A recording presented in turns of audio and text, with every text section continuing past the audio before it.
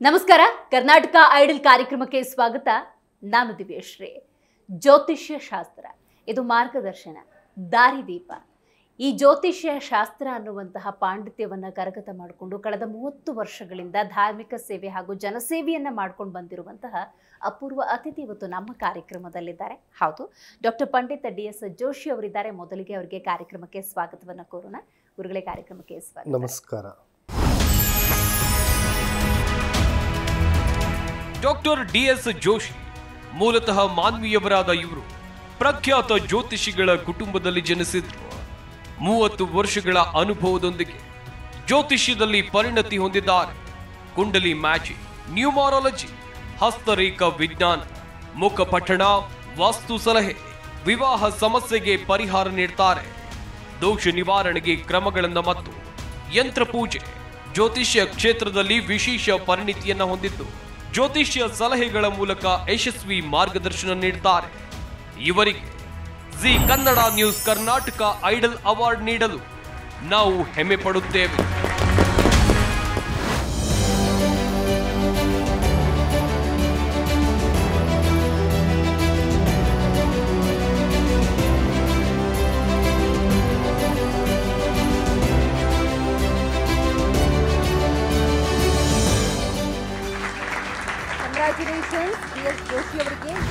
ಖಂಡಿತವಾಗಲೂ ಈ ಸಂದರ್ಭದಲ್ಲಿ ಜಿ ನ್ಯೂಸ್ ಕನ್ನಡದಿಂದ ಐಡಲ್ ಪ್ರಶಸ್ತಿ ಪಡೆದಿದ್ದಕ್ಕೆ ತುಂಬ ಸಂತೋಷ ಆಗ್ತಾ ಇದೆ.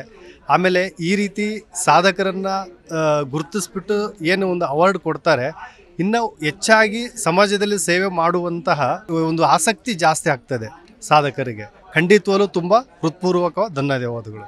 ಜ್ಯೋತಿಷ್ಯ ಶಾಸ್ತ್ರ ಅಂದರೆ ಗುರುಗಳೇ, ಇದನ್ನ ದಾರಿದೀಪ, ಮಾರ್ಗದರ್ಶನ ಅಂತೆಲ್ಲ ಕರೀತಾರೆ. ಇದೊಂದು ಧಾರ್ಮಿಕ ಸೇವೆಯೂ ಹೌದು, ಜನಸೇವೆಯೂ ಹೌದು. ಆದರೆ ಈ ಕ್ಷೇತ್ರವನ್ನು ನೀವು ಆಯ್ಕೆ ಮಾಡ್ಕೊಳ್ಬೇಕು ಅನ್ನೋದಾದ್ರೆ ಏನಾದರೂ ಪ್ರೇರಣೆ ಇದ್ದೇ ಇರುತ್ತಲ್ಲ, ಏನು ಹೇಳ್ತೀರಿ ಇದ್ರ ಬಗ್ಗೆ? ಇದು ಪ್ರೇರಣೆ ಅಂತ ಹೇಳಿದ್ರೆ ಮೇಡಮ್, ನಮ್ಮ ಒಂದು ವಂಶ ಪರಂಪರೆ ವೃತ್ತಿ ಇದು. ನಮ್ಮ 4 ತಲೆಮಾರಿಂದ ಈ ಜ್ಯೋತಿಷ್ಯ ಶಾಸ್ತ್ರದಲ್ಲಿ ನಮ್ಮ ತಂದೆ ಆಯ್ತು, ತಾತ ಆಯ್ತು, ಆ ಮೂಲತಃ ಅಲ್ಲಿಂದ ಬಂದಿರೋದ್ರಿಂದ ನಮಗೆ ಅದನ್ನ ಕಲಿಬೇಕು ಅನ್ನುವಂಥದ್ದು ಬಹಳಷ್ಟು ಆಸಕ್ತಿ ಆಗಿರೋದ್ರಿಂದ ಆ ಒಂದು ವೃತ್ತಿಯಲ್ಲಿ, ಒಂದು ದೈವ ಕೊಟ್ಟಿರುವಂತ ವೃತ್ತಿ, ಆ ವೃತ್ತಿಯಲ್ಲಿ ನಾವು ಮುನ್ನಡಿತಾ ಇದ್ದೇವೆ.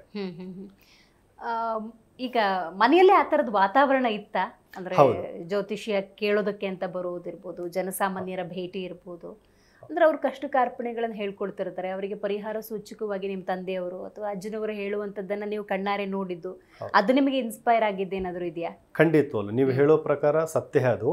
ನಮ್ಮ ತಾತನವರು ಇವಾಗೂ ಇದ್ದಾರೆ, ಕೊಪ್ಪಳ ಡಿಸ್ಟಿಕ್ ಅಲ್ಲಿ ಬರ್ತಾರೆ. 400 ಹಳ್ಳಿಗಳಿಗೆ ಅವರು ತುಂಬಾ ಹೆಸರುವಾಸಿ ಆಗಿರುವಂತವ್ರು.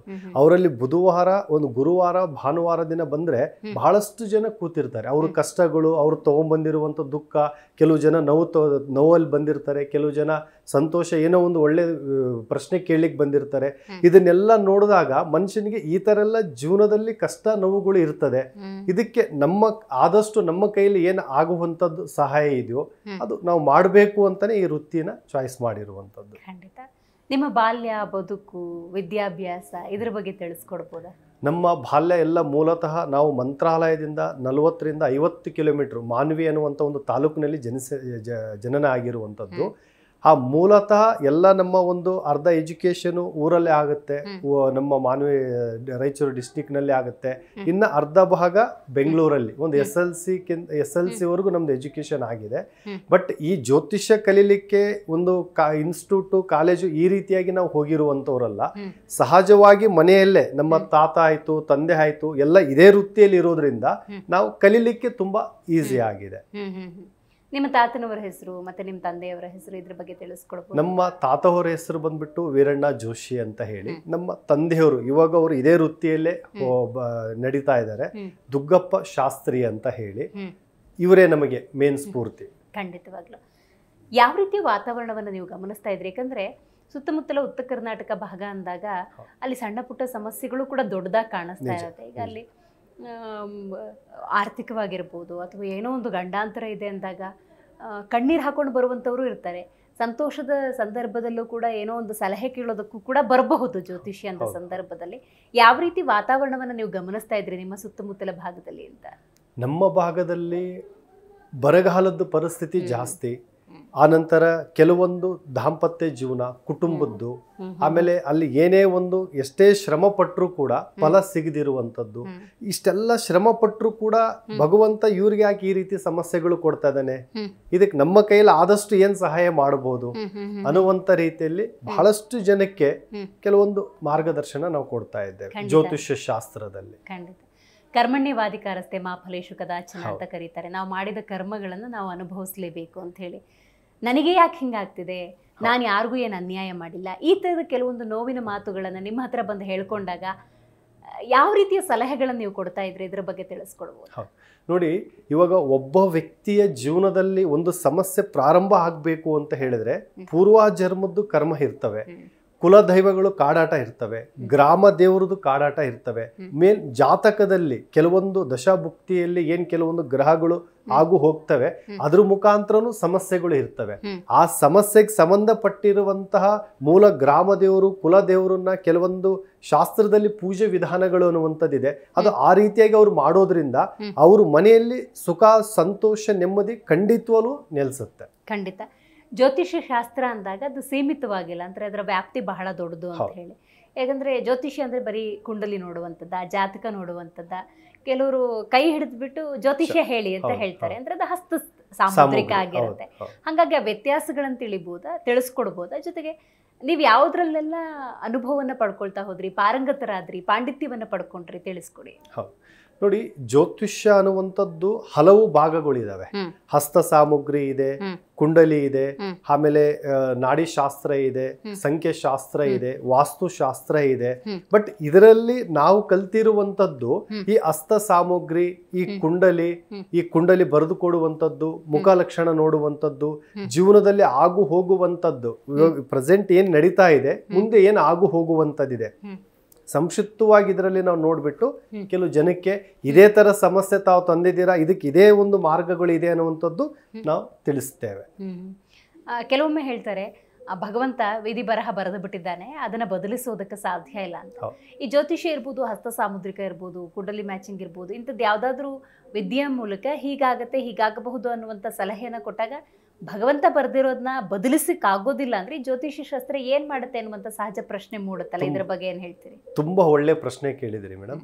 ಇದು ಶಾಸ್ತ್ರ ಅನ್ನುವಂಥದ್ದು ಒಂದು ಜ್ಯೋತಿಷ್ಯ ಶಾಸ್ತ್ರ ಅನ್ನುವಂಥದ್ದು ಏನಿದೆಯಲ್ಲ, ಹರಿ ಮುರಿದಾಗ ಗುರು ಕಾಯ್ತಾನೆ. ಹರಿ ನೀವು ಹೇಳೋ ಪ್ರಕಾರ ದೈವ ಮುರಿದಾಗ ಗುರು ಕಾಯ್ತಾನೆ. ಆ ಗುರು ಆ ದೈವನ ಮಾರ್ಗ ಕೊಡುವಂಥದ್ದೇ ಈ ಜ್ಯೋತಿಷ್ಯ ಶಾಸ್ತ್ರದಲ್ಲಿ ಕೆಲವೊಂದು ಮಾರ್ಗಗಳು ನಾವು ತಿಳಿಸ್ಕೊಡ್ತೇವೆ. ಈಗ ಕುಂಡಲಿ ಮ್ಯಾಚಿಂಗ್ ಅಂತ ಹೇಳಿದಾಗ್ಲೂ ಕೂಡ ಸಹಜವಾಗಿ ಯಾವ್ದಾದ್ರು ನವಜೋಡಿಯನ್ನ ದಾಂಪತ್ಯ ಜೀವನಕ್ಕೆ ಕಳಿಸುವಂತಹ ಸಂದರ್ಭದಲ್ಲಿ ಈ ಕುಂಡಲಿ ಮ್ಯಾಚಿಂಗ್ ಅದನ್ನೆಲ್ಲ ನೋಡ್ತಾರೆ. ಈ ದಿನಗಳಲ್ಲಿ ವಿಚ್ಛೇದನದಂತಹ ಪ್ರಕರಣಗಳು ಹೆಚ್ಚಾಗ್ತಿದೆಯಲ್ಲ, ಇದರ ಬಗ್ಗೆ ನೀವೇನ್ ಸಲಹೆಯನ್ನು ಕೊಡೋದಕ್ಕೆ ಬಯಸ್ತೀರಿ ಅಂತ? ಕೆಲವು ಇವಾಗಿನ ಜನರೇಷನ್ ಹೇಗಿದೆ ಅಂತ ಹೇಳಿದ್ರೆ, ಮೊದಲು ಶಾಸ್ತ್ರ ಹಿರಿಯವರು ದೊಡ್ಡವರು ಅಂತ ಕೇಳಿ ಇದು ಒಳ್ಳೇದಾ, ಈ ಮಾರ್ಗದಲ್ಲಿ ಹೋಗ್ಬೋದಾ, ಈ ಮಾರ್ಗನ ನಾವು ಚೂಸ್ ಮಾಡ್ಕೋಬೋದಾ ಅನ್ನೋ ರೀತಿಯಲ್ಲಿ ಜನಗಳಿದ್ರು. ಇವಾಗ ಅವರೇ ಸ್ವಂತ ಡಿಸಿಷನ್ ತಗೊಳ್ತಾರೆ. ಸ್ವಂತ ಡಿಸಿಷನ್ ತಗೊಂಡಾಗ ಅಲ್ಲಿ ಜಾತಕದಲ್ಲಿ ಬಹಳಷ್ಟು ವ್ಯತ್ಯಾಸ ಇದ್ರೂನು ಏನಾಗುತ್ತೆ ಬಿಡು ನಾವು ಮಾಡ್ಕೊಳ್ತೀವಿ ಚೆನ್ನಾಗಿರ್ತೀವಿ ಅಂತ ಅವ್ರು ತುಂಬಾ ಓವರ್ ಕಾನ್ಫಿಡೆಂಟ್ ಅಲ್ಲಿ ಮಾಡ್ಕೊಂಡು ಎಷ್ಟೋ ಡೈವರ್ಸ್ ಆಗುವಂತದ್ದು, ಕೋರ್ಟ್ ಕೇಸ್ ಅಂತ ಹೋಗುವಂತದ್ದು ಸಹಜವಾಗಿ ನಾವು ನೋಡ್ತಾ ಇದ್ದೇವೆ. ಬಟ್ ನಮ್ಮಲ್ಲಿ ಯಾರೇ ಬಂದ್ರು ಒಂದು ಮ್ಯಾಚಿಂಗ್ ಅಂತ ವಿಷಯ ಬಂದಾಗ ಇದು ಹೀಗೆ ಇದೆ, ಇದು ಮುಂದುವರಿ ಇಲ್ಲ ಅಂತ ಹೇಳಿ ನೇರವಾಗಿ ನಾವು ತಿಳಿಸ್ಕೊಡ್ತೇವೆ. ಈಗ ನಿಮ್ಮ ಮಾತನ್ನು ಮೀರಿ ಕೆಲವೊಮ್ಮೆ ನಿರ್ಧಾರವನ್ನು ತಗೊಂಡು ಆಮೇಲೆ ಪಶ್ಚಾತ್ತಾಪ ಪಟ್ಟಂತಹ ಘಟನೆಗಳನ್ನು ಗಮನಿಸಿ ಬಹಳಷ್ಟು ಆಗಿದೆ ನಮ್ಮ ಅನುಭವದಲ್ಲಿ. ಅಂಥದ್ದು ಬಹಳಷ್ಟು ಇದಾವೆ. ಇವಾಗೂ ಎಷ್ಟೆಲ್ಲ ಹೆಂಡತಿ ಒಂದು ಕಡೆ, ಗಂಡ ಒಂದು ಕಡೆ, ಮಕ್ಕಳು ಒಂದು ಕಡೆ, ಬಹಳಷ್ಟು ಇದಾವೆ. ಅವ್ರು ಮಾಡ್ಕೊಂಡಿರುವಂಥದ್ದು. ನಾವು ಆದಷ್ಟು ಒಳ್ಳೆ ದಾರಿಯಲ್ಲಿ ಕರ್ಕೊಂಡ್ ಬರ್ಲಿಕ್ಕೆ ಪ್ರಯತ್ನ ಪಡ್ತೇವೆ. ಅವ್ರು ಬರ್ಲಿಲ್ಲ ಅಂದ್ರೆ ಅವ್ರದವ್ರು ಅನುಭವಿಸ್ತಾರ ಅಷ್ಟೇ. ಇನ್ನು ನ್ಯೂಮರಾಲಜಿ ಅಂದಾಗ ಬಹಳ ಕುತೂಹಲ. ಈ ಜ್ಯೋತಿಷ್ಯ ಶಾಸ್ತ್ರನೇ ಬೇರೆ, ನ್ಯೂಮರಾಲಜಿನೇ ಬೇರೆ ಅಂತ ಹೇಳ್ತಾರೆ, ಅಥವಾ ಜ್ಯೋತಿಷ್ಯ ಶಾಸ್ತ್ರದ ಒಂದು ಭಾಗನ ನ್ಯೂಮರಾಲಜಿ? ಇದ್ರ ಬಗ್ಗೆ ತಿಳಿಸ್ಕೊಡಿ. ನ್ಯೂಮರಾಲಜಿ ಅನ್ನುವಂಥದ್ದು ಜ್ಯೋತಿಷ್ಯದಲ್ಲಿ ಬರುವಂತದ್ದೇ. ಅದು ಸಂಖ್ಯಾಶಾಸ್ತ್ರ ಅಂತ ಹೇಳ್ತೀವಿ. ಒಂದು ವಾಹನ ತಗೊಳ್ಳುವಂಥದ್ದು, ಮಗು ಹುಟ್ಟುವಂಥದ್ದು, ಒಂದು ನೇಮ್ ಸಜೆಷನ್ ಮಾಡುವಂಥದ್ದು, ಈ ಎರಡು ಕಾಂಬಿನೇಷನ್ ಇರುತ್ತೆ. ಈ ಜ್ಯೋತಿಷ್ಯ ವಿತ್ ಅದು ನ್ಯೂಮರಾಲಜಿ, ಅದು ಎರಡು ಸೇರಿದ್ರೇನೆ ಜ್ಯೋತಿಷ್ಯ ಶಾಸ್ತ್ರ ಅಂತ ಹೇಳ್ತಾರೆ. ಬಹುತೇಕ ಕುಂಡಲಿಯನ್ನು ನೋಡಿ ಜಾತಕ ಹಿಂಗಿದೆ, ಭವಿಷ್ಯದಲ್ಲಿ ಹಿಂಗಾಗಬಹುದು ಅಂತ ಹೇಳಬೇಕಾದ್ರೆ ಸಹಜವಾಗಿ ಹುಟ್ಟಿದ ದಿನಾಂಕ, ಸಮಯ ಇದೆಲ್ಲವನ್ನು ತಗೊಳ್ತಾರೆ. ಈ ಹಸ್ತ ಸಾಮುದ್ರಿಕದ ಅವಶ್ಯಕತೆ ಯಾವ ಕಾರಣಕ್ಕಾಗಿ ಹಸ್ತ ಸಾಮುದ್ರಿಕ ವಿದ್ಯೆ ಅನ್ನೋದಿದೆ, ಇದ್ರ ಬಗ್ಗೆ ಸ್ವಲ್ಪ ತಿಳಿಸಿ. ಹೌದು, ಇವಾಗ ಹಸ್ತ ಸಾಮಗ್ರಿ ಶಾಸ್ತ್ರ ಕೆಲವು ಹಿರಿಯರು ಅಂದರೆ ಇವಾಗ ಒಂದು 70 ವರ್ಷ 80 ವರ್ಷದ ಹಿಂದುಗಡೆಯವರು ಒಂದು ಡೇಟು ಸರಿಯಾಗಿ ಇರೋದಿಲ್ಲ, ಒಂದು ಸಮಯ ಇರೋದಿಲ್ಲ. ಅದು ಇಲ್ದಿರುವಾಗ ನಮ್ಮ ಹಸ್ತ ಸಾಮಗ್ರಿಯಲ್ಲಿ 9 ಗ್ರಹಗಳು ಇದಾವೆ. ಆ 9 ಗ್ರಹಗಳ ಚಲನವಲನದಿಂದ ಈ ವ್ಯಕ್ತಿಗೆ ಏನ್ ಆಗ್ಬಹುದು, ಏನ್ ನಡಿಬಹುದು ಅನ್ನುವಂಥದ್ದು ಹಸ್ತ ಸಾಮಗ್ರಿಯಲ್ಲಿರುವಂತ ವಿಷಯಗಳು ಇದೆ. ಖಂಡಿತವಾಗ್ಲು. ಇನ್ನು ಇವತ್ತು ಯಾವುದೇ ಒಂದು ಮನೆ ಕಟ್ಟುವ ಸಂದರ್ಭದಲ್ಲಿ ವಾಸ್ತು ಅನ್ನೋದು ಬಹಳ ಮುಖ್ಯವಾಗಿರುತ್ತೆ. ಸೊ ವಾಸ್ತು ಸಲಹೆಗಳನ್ನ ಕೊಡ್ತಾ ಇದ್ರಿ, ಅಂದಾಜು ಎಷ್ಟು ವರ್ಷದಿಂದ ಕೊಡ್ತಾ ಇದ್ರಿ, ಇದರ ಬಗ್ಗೆ ತಿಳಿಸ್ಕೊಡಿ. ಇದು ವಾಸ್ತು ಅನ್ನುವಂಥದ್ದು ಒಂದು ಮನುಷ್ಯನಿಗೆ ಅಂಗಾಂಗಗಳು ಹೇಗಿದಾವೆ ಆ ರೀತಿ ಒಂದು ಮನೆಗೆ ಒಂದೊಂದು ಅಂಗ ಅಂತ ಇರ್ತದೆ. ಒಂದು ಈಶಾನ್ಯ ಆಯ್ತು, ಪೂರ್ವ ಆಯ್ತು, ಪಶ್ಚಿಮ ಆಯ್ತು, ದಕ್ಷಿಣ ಆಯ್ತು, ಯಾವ ಭಾಗದಲ್ಲಿ ಏನ್ ಬಂದ್ರೆ ಆ ಮನೆಯಲ್ಲಿ ನೆಮ್ಮದಿ ಇರ್ತದೆ ಅದನ್ನ ನೋಡಿದೆ ಅದು ತಿಳಿಸೋದ್ರಿಂದಾಗಿ ಆ ವಾಸ್ತು ಆ ಮನೆಯಲ್ಲಿ ಎಲ್ಲರೂ ಸುಖ ಸಂತೋಷವಾಗಿರ್ಲಿಕ್ಕಾಗತ್ತೆ. ಆ ವಾಸ್ತುಗೆ ಸಂಬಂಧಪಟ್ಟಿದ್ದು ಬಹಳಷ್ಟು ಕೆಲವು ಪ್ಲಸ್ ಆಗಿರುವಂಥದ್ದು, ಮೈನಸ್ ಆಗಿರುವಂಥದ್ದು, ತುಂಬಾ ಕಷ್ಟಪಟ್ಟು ಪಡುವಂತ ಜನಗಳಿಗೂ ನಾವು ನೋಡಿ ನಮ್ಮ ಕೈಯಲ್ಲಾದಷ್ಟು ಏನ್ ನಾವು ಸಜೆಷನ್ ಕೊಡಬೇಕು ನಾವು ಕೊಡ್ತಾ ಇದ್ದೇವೆ. ಲಕ್ಷಾಂತರ ಜನ ನಿಮ್ಮ ಹತ್ರ ಬಂದು ಜ್ಯೋತಿಷ್ಯ ತಿಳ್ಕೊಂಡಿದ್ದಾರೆ, ಮಾರ್ಗದರ್ಶನವನ್ನು ಪಡ್ಕೊಂಡಿದ್ದಾರೆ. ನಿಮ್ಮ ಬಳಿ ಬರುವಂತಹ ಜನಸಾಮಾನ್ಯರ ಕುರಿತಂತೆ, ಅವರು ಕಷ್ಟ ಕಾರ್ಪಣ್ಯ ಅಂತ ಬಂದ ಜನಸಾಮಾನ್ಯರ ಕುರಿತಂತೆ ಹೇಳೋದಾದ್ರೆ ಏನು ಹೇಳೋದಕ್ಕೆ ಬಯಸ್ತೀರಿ ಅಂತ? ನಮ್ಮಲ್ಲಿ ಈ ಜ್ಯೋತಿಷ್ಯ ಅನ್ನುವಂಥದ್ದು ಒಂದು ಡಾಕ್ಟರ್ ಯಾವ ತರ ಕೌನ್ಸಿಲಿಂಗ್ ಮಾಡಿ ಅವ್ರ ಮನಸ್ಥಿತಿನ ಯಾವ ತರ ಒಂದು ಒಳ್ಳೆ ಮಾರ್ಗಕ್ಕೆ ಕರ್ಕೊಂಡು ಹೋಗ್ತಾರ, ಆ ತರ ಜ್ಯೋತಿಷ್ಯ ಶಾಸ್ತ್ರದಲ್ಲಿ ಈ ಜೀವನನೇ ಬೇಡ, ಈ ಒಂದು ಕೆಲವು ಈ ಒಂದು ಹುಡುಗ ಹುಡುಗಿದ ವಿಷಯದಲ್ಲಿ ಎಷ್ಟೋ ಜನ ಸೂಸೈಡ್ ಮಾಡ್ಕೊಳ್ಳಿಕ್ಕೆ ಅವ್ರನ್ನ ಕೂರಿಸಿ ಕನ್ವಿನ್ಸ್ ಮಾಡಿ ಇದು ಈ ಮಾರ್ಗ ಅಲ್ಲ, ಈ ಮಾರ್ಗದಲ್ಲಿ ಹೋಗ್ಬೇಕಂತ ಎಷ್ಟೋ ಜನಕ್ಕೆ ಈ ಜ್ಯೋತಿಷ್ಯದಿಂದ ಒಂದು ಉತ್ತಮ ಒಳ್ಳೆ ಮಾರ್ಗದಲ್ಲಿ ಬಂದಿರೋರು ಇದ್ದಾರೆ. ಸಹಜವಾಗಿ ಕುಟುಂಬದಲ್ಲಿ ಇಂಥ ವಾತಾವರಣ ಇದ್ರೂ ಕೂಡ ಈ ಜ್ಯೋತಿಷ್ಯವನ್ನ ಇನ್ನು ದೊಡ್ಡ ಮಟ್ಟದಲ್ಲಿ ಕಲಿಬೇಕು ಅಂತೇಳಿ ಹೊರಗಡೆ ಪ್ರಯಾಣ, ಹೊರಗಡೆ ವಿದ್ಯೆಯನ್ನು ಕಲ್ತ್ಕೊಳ್ಳೋದು, ಈ ಥರದ ಕೆಲವೊಂದು ವಾತಾವರಣಗಳು ಸೃಷ್ಟಿಯಾಗುತ್ತೆ. ನೀವು ನಿಮ್ಮ ಕುಟುಂಬದ ಮೂಲಕವೇ ಕಲ್ತಿದ್ದ ನಿಮ್ಮ ಗುರುಗಳು ಪ್ರಾವೀಣ್ಯತೆ ಇದ್ರ ಬಗ್ಗೆ ತಿಳಿಸ್ಕೊಡಿ. ಹೌದು, ಮೂಲತಃ ನಮ್ಮ ಗುರುಗಳು ಅನ್ನುವಂಥದ್ದು ಏನಿದ್ದಾರೆ, ಒಂದು 5-6 ಜನ ಗುರುಗಳಿದ್ದಾರೆ. ಈ ವಿದ್ಯೆ ಕಲೀಲಿಕ್ಕೆ ಒಂದು ದೈವ ಶಕ್ತಿನೂ ಇರಬೇಕು. ಆ ದೈವ ಶಕ್ತಿ ಪಡ್ಕೊಳ್ಳಿಕ್ಕೆ ಕೆಲವೊಂದು ಶಕ್ತಿ ಪೀಠಕ್ಕೆ ಅಂತ ಹೋಗಿ ಕೆಲವು ಸಿದ್ಧಿಗಳು ಪಡ್ಕೊಂಡು ಬಂದಿದ್ದೇವೆ. ಈ ದಶಮಹಾವಿದ್ಯೆಯಲ್ಲಿ ಒಂದು ವಿದ್ಯೆನ ಬಹಳಷ್ಟು ಸಿದ್ಧಿ ಪಡೆದಿರುವಂಥದ್ದು ಒಂದು ಕಾಮ್ಯಕ್ಕೆ ಕ್ಷೇತ್ರ ಆಯಿತು, ಕೇರಳ ಕ್ಷೇತ್ರ ಆಯಿತು. ಕೆಲವೊಂದು ಸಮಸ್ಯೆ ಬಗೆಹರಿದಿರುವಂಥದ್ದು ಆ ಕ್ಷೇತ್ರದಲ್ಲಿ ಖುದ್ದಾಗಿ ನಾವೇ ಹೋಗಿ ಪೂಜೆ ಕಾರ್ಯಕ್ರಮ ಮಾಡಿ ಬರ್ತೇವೆ. ನೀವು ವಿದ್ಯೆಯನ್ನು ಕಲಿಯೋದಕ್ಕೆ ಬೇರೆ ಬೇರೆ ಪ್ರದೇಶಗಳಿಗೆ ಹೋಗಿದ್ದು? ಹೌದು. ಅಂದಾಜು ಎಷ್ಟು ವರ್ಷಗಳ ಹಿಂದೆ? ನಾನು ಕೇರಳದಲ್ಲಿ 2 ವರ್ಷ ಇದ್ದೆ. ಆ ನಂತರ ಕಾಮೆಕ್ಕದಲ್ಲಿ ಒಂದು 3 ತಿಂಗಳು ಇದ್ದೆ. ನಾವು ಮಂತ್ರಾಲಯ, ಆಮೇಲೆ ಅಂಜನಾದ್ರಿ ಬೆಟ್ಟ, ಅಲ್ಲೆಲ್ಲ ಬಹಳಷ್ಟು ಕೆಲವೊಂದು ಸಿದ್ಧಿ ಪಡ್ಕೊಳ್ಳಿಕ್ಕೆ ಅಂತ ಕೆಲವೊಂದು ಸಮಯ ನಾವು ಮೀಸಲಾಗಿ ಇಡಬೇಕಾಗ್ತದೆ. ಆಮೇಲೆ ಈ ಅಮಾವಾಸ್ಯೆಗಳು, ಗ್ರಹಣಗಳು, ಇಂಥ ಸಮಯದಲ್ಲಿ ನಾವು ಏನ್ ಸಿದ್ಧಿನ ಪಡ್ಕೊಳ್ಳಿಕ್ ಪ್ರಯತ್ನ ಪಡ್ತೀವೋ ಅದು ಬೇಗನೆ ನಮಗೆ ಆವರಣೆ ಆಗತ್ತೆ. ಓಕೆ. ಹಾಗಾದ್ರೆ ಈ ನಿಮ್ಮ ಪಯಣದಲ್ಲಿ ಸವಾಲುಗಳು ಅನಿಸಿದ ಸನ್ನಿವೇಶ ಏನಾದರೂ ಇದೆಯಾ? ಬಹಳಷ್ಟು ಸವಾಲುಗಳು ಇದೆ, ಬಹಳಷ್ಟು ಸಮಸ್ಯೆಗಳು. ಕೆಲವೊಂದು ಸಮಸ್ಯೆ ಬಗೆಹರಿಯೋದೇ ಇಲ್ಲ. ಈ ಫ್ಯಾಮಿಲಿ ಇದು ಇಲ್ಲಿಗೆ ಮುಕ್ತಾಯ ಆಯಿತು, ಈ ಫ್ಯಾಮಿಲಿಗೆ ಏನಾದರೂ ಮಾಡಬೇಕು ಅಂತ ಹೇಳಿ ತುಂಬ ಶ್ರಮಪಟ್ಟು ಮಾಡಿರುವಂಥ ಕೆಲಸಗಳು ಇದ್ದಾವೆ. ಕೆಲವೊಬ್ರು ಕಷ್ಟದಲ್ಲಿರುವಂಥವ್ರು ಒಂದು 4-5 ಕಸ್ಟಮರ್ ಇದ್ದಾರೆ. ಇವತ್ತಿಗೂ ಕೂಡ ಅವರು ನಮ್ಮನ್ನ ನೋಡಿದ್ರೆ ಒಂದು ದೈವಸ್ಥಾನದಲ್ಲಿಟ್ಟು ಪೂಜೆ ಮಾಡುವಂಥವ್ರು ಇದ್ದಾರೆ. ಖಂಡಿತವಾಗ್ಲೂ ನಿಮ್ಮ ಈ ಪಯಣದಲ್ಲಿ ನಿಮ್ಮ ಕುಟುಂಬದ ಸಹಕಾರ ಖಂಡಿತವಾಗ್ಲೂ ಇದ್ದೇ ಇರುತ್ತೆ. ಅವ್ರ ಬಗ್ಗೆ ತಿಳಿಸ್ಕೊಡಿ. ಕುಟುಂಬದಲ್ಲಿ ಯಾರೆಲ್ಲ ಇದ್ದೀರಿ, ಯಾವ ಥರ ಇದೆ ನಿಮಗೆ ಅವರ ಸಹಕಾರ ಅಂತ? ನಮ್ಮ ಕುಟುಂಬದಲ್ಲಿ ಇದು ವಂಶ ಪರಂಪರೆ ವೃತ್ತಿ ಆಗಿರೋದ್ರಿಂದ ಈ ವೃತ್ತಿಯಲ್ಲಿ ಇದರ ಹಿಂದೆ ನಮ್ಮ ತಾತ ಆಯಿತು, ತಂದೆ ಆಯಿತು, ಈ ವೃತ್ತಿಯಲ್ಲಿ ಬಂದಿರೋದ್ರಿಂದ ನಮಗೆ ಈ ಜ್ಯೋತಿಷ್ಯ ಶಾಸ್ತ್ರದ ಬಗ್ಗೆ ಅವ್ರ ಕಡೆಯಿಂದ ಬಹಳಷ್ಟು ಒಂದು ಒಳ್ಳೆ ಉತ್ತಮವಾಗಿರುವಂಥ ಬೆಂಬಲ ಇದೆ. ನನಗೆ ಸಂಬಂಧಪಟ್ಟಿರುವಂಥದ್ದು ತಂದೆ ಇದ್ದಾರೆ, ತಾಯಿ ಇದ್ದಾರೆ, ಆನಂತರ ಮಕ್ಕಳಿದ್ದಾರೆ. ಎಲ್ಲರಿಗೂ ಕೂಡ ಈ ವೃತ್ತಿ ಮಾಡೋದ್ರಿಂದ ನನಗಿಂತ ತುಂಬಾ ಖುಷಿ ಅವ್ರು ಪಡ್ತಾ ಇದ್ದಾರೆ. ಸ್ನೇಹದ ಬಳಗ ಇರ್ಬೋದು ಅಥವಾ ಗುರುಗಳಿರ್ಬೋದು, ಇವರ ಸಹಕಾರ ಯಾವ ರೀತಿ ಇದೆ? ಅಥವಾ ನೀವು ಯಾವುದಾದ್ರೂ ಒಂದು ಧಾರ್ಮಿಕ ಅಥವಾ ಸಾಮಾಜಿಕ ಕಾರ್ಯಗಳಲ್ಲಿ ತೊಡಗಿಸಿಕೊಂಡ ಸಂದರ್ಭದಲ್ಲಿ ಅಲ್ಲಿನ ಬಳಗದವರ ಸಹಕಾರ ನಿಮ್ಮ ಪಯಣದಲ್ಲಿ ಯಾವ ರೀತಿ ಇದೆ? ನಾವು ಕಲಿಯುವಂತಹ ಸಮಯದಲ್ಲಿ ನನ್ನ ಜೊತೆಯಲ್ಲಿ ಕಲ್ತಿರುವಂತ ಕೆಲವು ಸ್ನೇಹಿತರು ದೊಡ್ಡ ದೊಡ್ಡ ಊರಲ್ಲಿದ್ದಾರೆ, ಬಾಂಬೆಯಲ್ಲಿ, ಪೂನಾದಲ್ಲಿ, ಹೈದರಾಬಾದಲ್ಲಿ. ಬಟ್ ಏನೇ ಒಂದು ಸಮಸ್ಯೆಗಳು ಇದ್ರೂ ಕೂಡ ಅವ್ರಿಗೆ ನಾವು ಸಪೋರ್ಟ್ ಆಗಿರ್ತೀವಿ, ನಮಗೆ ಅವರು ಸಪೋರ್ಟಿವ್ ಆಗಿರ್ತಾರೆ. ಬಟ್ ಸ್ನೇಹ ಬಳಗ ಅನ್ನುವಂಥದ್ದು ತುಂಬಾ ಉತ್ತಮವಾಗಿರುವಂಥದ್ದು. ಆ ಸ್ನೇಹ ಬಳಗದಲ್ಲೂ ಒಂದು ಉತ್ತಮವಾಗಿ ಸಂತೋಷವಾಗಿದ್ದೇವೆ ನಾವು. ಜ್ಯೋತಿಷ್ಯ ಅಥವಾ ಹಸ್ತ ಸಾಮುದ್ರಿಕ ಇರ್ಬೋದು, ನ್ಯೂಮರಾಲಜಿ, ಸಂಖ್ಯಾಶಾಸ್ತ್ರ ಇರ್ಬೋದು, ಇದೇ ಒಂದು ಧಾರ್ಮಿಕ ಸೇವೆ. ಅಂದರೆ ಜನಸಾಮಾನ್ಯರು ಕಷ್ಟ ಅಂತ ಕಣ್ಣೀರಿಟ್ಕೊಂಡು ಬಂದಾಗ ಅವ್ರು ಕಣ್ಣೀರಿಸಿ ಏನೂ ಆಗೋದಿಲ್ಲ, ಭಗವಂತ ಇದ್ದಾನೆ ಅಂತ ಧೈರ್ಯ ತುಂಬುವಂಥ ದೊಡ್ಡ ಸಾಹಸ. ಆದರೆ ಇಂತಹ ಒಂದು ಸನ್ನಿವೇಶದಲ್ಲಿ ಸಾಮಾಜಿಕ ಕಾರ್ಯಗಳಲ್ಲಿ ನಿಮ್ಮನ್ನು ನೀವು ತೊಡಗಿಸ್ಕೊಳ್ತೀರಿ. ಅಂದರೆ ನಿರ್ಗತಿಕರಿಗೆ ಸಹಾಯ ಮಾಡೋದಿರ್ಬೋದು, ಬಡವರು ಅಂತ ಬಂದಾಗ ಅವರಿಗೆ ಹೆಗಲಾಗ ನಿಂತ್ಕೊಳ್ಳೋದಿರ್ಬೋದು, ಅನಾಥರಿಗೆ ಸಹಾಯ ಮಾಡೋದಿರ್ಬೋದು, ಈ ಥರ ಕೂಡ ನೀವು ಸಾಮಾಜಿಕ ಕಾರ್ಯಗಳಲ್ಲಿ ತೊಡಗಿಸ್ಕೊಳ್ತೀರಿ. ಇದರ ಬಗ್ಗೆ ತಿಳಿಸ್ಕೊಡಿ. ಇದು ಈ ಒಂದು ಜ್ಯೋತಿಷ್ಯ ಶಾಸ್ತ್ರ ಅನ್ನುವಂಥದ್ದು ಎಲ್ಲರೂ ಕಲೀಲಿಕ್ಕಾಗಲ್ಲ. ಅದು ವಂಶವೃತ್ತಿಯಿಂದ ಬಂದಿರಬೇಕು, ಒಂದು ದೈವ ಒಂದು ಶಕ್ತಿ ಇರಬೇಕು. ಆ ರೀತಿ ಇದ್ದಾಗ ಬರುವಂತ ಜನಕ್ಕೆ, ನೊಂದುಕೊಂಡು ಬಂದಿರುವಂತ ಜನಗಳಿಗೆ ಅವ್ರಿಗೇನೊಂದು ಧೈರ್ಯ ಕೊಡಬೇಕು. ಕೆಲವೊಂದು ನಾವು ಹೇಳುವಂಥ ಮಾತಿಂದ ಆಯಿತು, ನಾವು ಮಾಡಿಕೊಡುವಂಥ ಕೆಲವೊಂದು ಪೂಜೆ ಪುನಸ್ಕಾರ ಹವನಗಳಿಂದ ಆಯಿತು, ಅವರಲ್ಲಿ ಬಹಳಷ್ಟು ಬದಲಾವಣೆಗಳು ಆಗಿರುವಂಥದ್ದಿದೆ. ಸಾಮಾಜಿಕ ಕಾರ್ಯಗಳು ಅಂತ ಹೇಳಿದ್ರೆ ನಮ್ಮ ಒಂದು ಸರ್ಕಲ್, ನಾವಿರುವಂಥ ಒಂದು ಮಲ್ಲೇಶ್ವರಂ ಭಾಗದಲ್ಲಿ ಕಷ್ಟದಲ್ಲಿ ಇರುವಂಥವ್ರು ಆಯಿತು, ಕೆಲವೊಬ್ಬರು ಅನಾಥ ಮಕ್ಕಳು, ಅನಾಥ ಆಶ್ರಮಕ್ಕೆ ನಮ್ಮ ಕೈಯಲ್ಲಿ ಏನು ಸಹಾಯ ಆಗುತ್ತೋ ನಮ್ಮಲ್ಲಿ ಬಂದಾಗ ಅವ್ರಿಗೆ ಬಹಳಷ್ಟು ನಾವು ಸಹಾಯ ಮಾಡಿ ಕಳಿಸ್ತೇವೆ. ಕೆಲವು ಕಷ್ಟಗಳು ಅವ್ರ ಕೈಯಲ್ಲಿ ಏನು ಪೂಜೆ ಪುನಸ್ಕಾರ ಮಾಡಕ್ ಬರ್ದಿರುವಂಥವ್ರಿಗೆ ಅಂಥವ್ರಿಗೂ ಕೂಡ ನಾವು ಫ್ರೀಯಾಗಿ ಕೆಲವೊಂದು ಕಾರ್ಯಕ್ರಮ ಪೂಜೆಗಳೆಲ್ಲ ಮಾಡಿ ಅವ್ರನ್ನ ಒಂದು ಸರಿ ಮಾರ್ಗಕ್ಕೆ ತಗೊಂಡ್ಬರುವಂಥ ಕೆಲಸನೂ ಮಾಡ್ತಾ ಇದ್ದೇವೆ.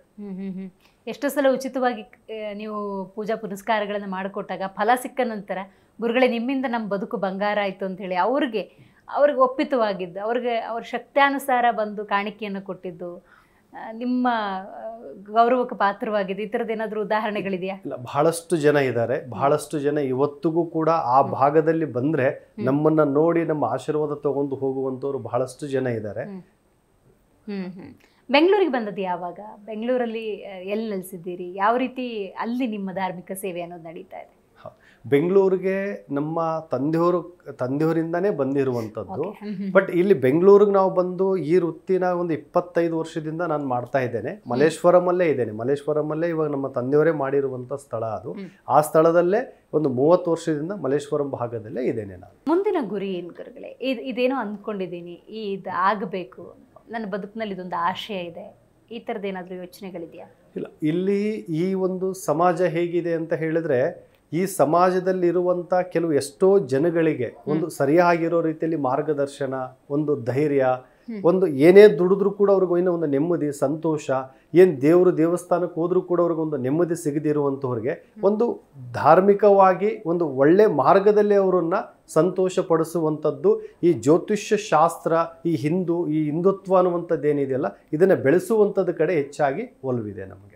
ಈಗ ಜ್ಯೋತಿಷ್ಯ ಶಾಸ್ತ್ರ, ಹಸ್ತ ಸಾಮುದ್ರಿಕ, ಸಂಖ್ಯಾಶಾಸ್ತ್ರ ಅಂದಾಗ ಇದು ದೊಡ್ಡ ದೊಡ್ಡ ವಿದ್ಯೆಗಳು ಅಂತ ಅನ್ಸುತ್ತೆ. ಸಾಮಾನ್ಯ ಜನರು ಕೂಡ ಈ ಕುಟುಂಬದ ಹಿನ್ನೆಲೆ ಇಲ್ದಿದ್ದವರು ಕೂಡ ಕಲ್ತ್ಕೊಳ್ಬಹುದಾ? ಜ್ಯೋತಿಷ್ಯ ಶಾಸ್ತ್ರ ಎಲ್ಲರೂ ಕಲೀಲಿಕ್ಕೆ ಆಗೋದಿಲ್ಲ. ಅದು ಭಗವಂತನ ಒಂದು ಪ್ರೇರಣೆ ಇರಬೇಕು. ಅದು ಒಂದು ಬ್ಲಡ್ ಅಲ್ಲಿ ಬಂದಿರಬೇಕು, ಒಂದು ವಂಶವೃತ್ತಿಯಲ್ಲಿ ಬಂದಿರಬೇಕು. ನಾವು ಕಲಿತೇವೆ, ಇವಾಗೆಲ್ಲ ಇನ್ಸ್ಟಿಟ್ಯೂಟ್ ಅವು ಇವೆಲ್ಲ ಇದಾವೆ. ಬಟ್ ಅಷ್ಟು ಕಲ್ತ್ರೂ ಕೂಡ ಅದು ದೈವ ಶಕ್ತಿ, ಅಂದ್ರೆ ಒಂದು ಅವರಲ್ಲೇ ಅಂತ ಒಂದು ದೈವ ಅನುಗ್ರಹ ಇದ್ರೆ ಖಂಡಿತವೂ ಅವ್ರು ಕಲ್ತಿರುವಂತ ವಿದ್ಯೆಗೆ ಒಂದು ಒಳ್ಳೆ ಫಲಗಳು, ಒಳ್ಳೆ ಮಾರ್ಗದರ್ಶನ ಅವ್ರು ಕೊಡಬಹುದು.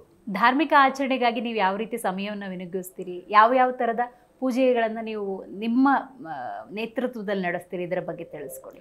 ಧಾರ್ಮಿಕವಾಗಿ ಅಂತ ಹೇಳಿದ್ರೆ, ಇವಾಗ ಕೆಲವು ಪರಿಸ್ಥಿತಿಗೆ, ಕೆಲವೊಂದು ಸಮಸ್ಯೆಗೆ ಏನ್ ಸಂಬಂಧಪಟ್ಟಿರುವಂತ ಹೋಮ ಹವನಗಳು, ಇವಾಗ ಮನೆಯಲ್ಲಿ ವಾಸ್ತು ಪೂಜೆ ಆಯ್ತು, ಆಮೇಲೆ ಗೃಹ ಪ್ರವೇಶ, ಈ ಪ್ರತಿಯೊಂದಕ್ಕೂ ಕೂಡ ನಮ್ಮಲ್ಲಿ ಕೆಲವೊಂದು ಪೂಜೆ ಕಾರ್ಯಕ್ರಮ ಮಾಡುವಂತಹ ವ್ಯವಸ್ಥೆ ಇದೆ. ನಮ್ಮದೇ ಅಂತ ಒಂದು ಕೆಲವೊಂದು ಪೂಜೆ ಪುನಸ್ಕಾರ ಮಾಡುವಂತ ಒಂದು ಟೀಮ್ ಇದೆ.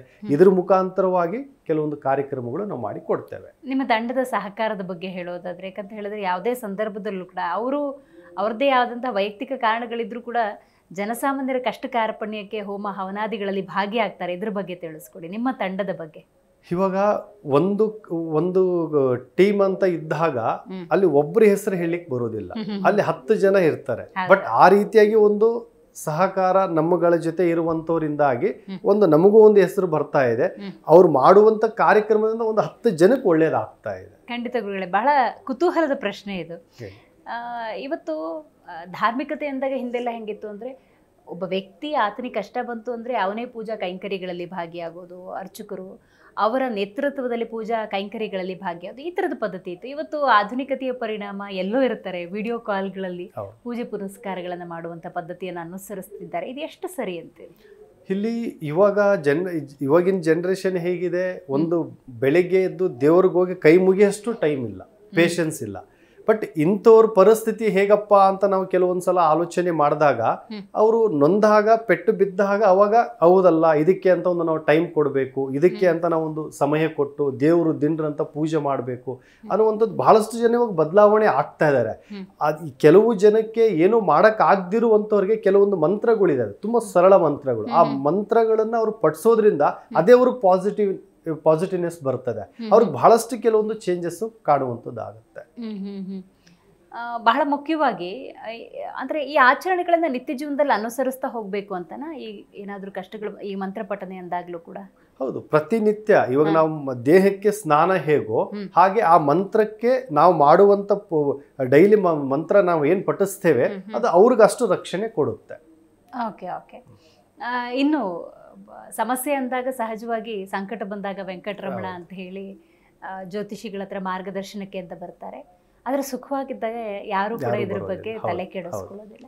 ಈ ಮನಸ್ಥಿತಿಯ ಬಗ್ಗೆ ಏನ್ ಹೇಳ್ತೀರಿ ಅಂತ? ಅಂದ್ರೆ ಸದಾ ಭಗವಂತನ ಸೇವೆ ಈ ತರದ ಮನೋಭಾವ ಇರಲ್ಲ, ಕಷ್ಟ ಬಂದಾಗ ಮಾತ್ರ ಭಗವಂತ ಕಾಣ್ತಾನೆ, ಇದ್ರ ಬಗ್ಗೆ ಇಲ್ಲ. ಅವರು ಕೆಲವು ಮನಸ್ಥಿತಿ ಆ ರೀತಿ ಇದ್ದಾಗ ಏನು ಮಾಡ್ಲಿಕ್ಕೆ ಬರೋದಿಲ್ಲ. ಬಟ್ ಇಲ್ಲಿ ದೈವ ಪೂಜೆ ಪುನಸ್ಕಾರ ಅವರು ಕುಟುಂಬದಿಂದ ಅದು ಬಂದಿರುವಂಥದ್ದಿದ್ರೆ, ಅದು ಏನೇ ಪರಿಸ್ಥಿತಿ ಇದ್ರೂ, ಸುಖ ಇರಲಿ ಸಂತೋಷ ಇರಲಿ ಕಷ್ಟ ಇರಲಿ, ಆ ಪೂಜೆಗಳು ಮಾಡ್ತಾ ಹೋಗುವಂಥವ್ರು ಬಹಳಷ್ಟು ಜನ ಇದ್ದಾರೆ. ಮುಂದಿನ ಗುರಿ ಏನಿಟ್ಕೊಂಡಿದ್ದೀರಿ ಗುರುಗಳೇ?